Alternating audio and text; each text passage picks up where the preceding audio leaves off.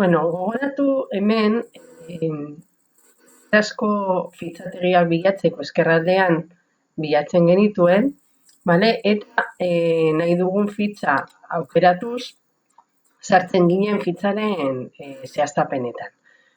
Hemen aukera desberdinak agertzen dira eta komentatuko ditut orain. Alde batetik, aukera dago añadir a mis favoritos.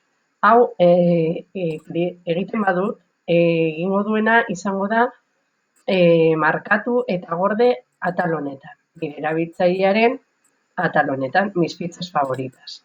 Ni orain hemen sartzen banaiz, eskura izango dut aukeratutako fitxa. Horrela ez dut berriro bilatu behar. Beste aldetik, fitxa zabaltzen dugunean, hemen aukera interesgarria dago estekarekin lotuta, personalizar enlace. Hor klik egiten badugu, aukera hauek zabaltzen dira.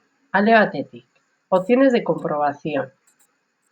Kasu honetan, jarri dugu que ignore letras mayúsculas, que ignore acentos o incluso signos de puntuación. Modu horretan idazten dutenean ez dago arazorik izango zuzenketa egiteko. Ere, denbora jarri dugu, edo kenduta badago denborari gabe. Hau da importanteena, hemen lortu alduguna da guk ikasleak betetzen dituen atal horiek guk betetzea eta bakarrik ikaslei eskatzea haien izena. Hemen adibidez, nik jartzen badut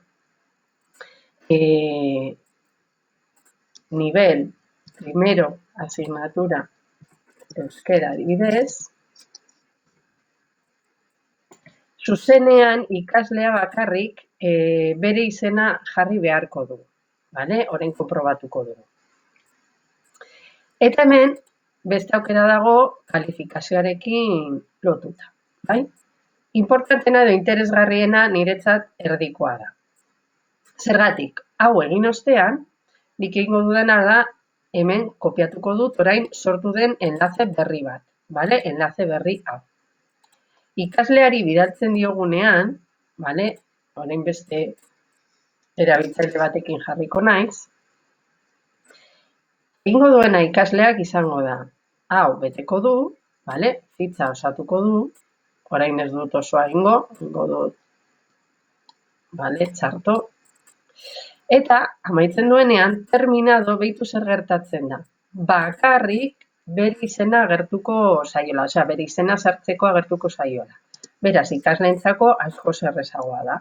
Orain hemen jarriko dut adibidez Ana eta enviar. Modu honetan, orain ikaslea gogoratu notifikaziones atalean ikusi ahal ditugula ikasleen erantzunak, sartuko naiz eta ikusiko dut Ana bidali duela bere fitxa. Nik uste dut hau oso interesgarria dela, batez ere ikaslei errazteko prozesua. Agur.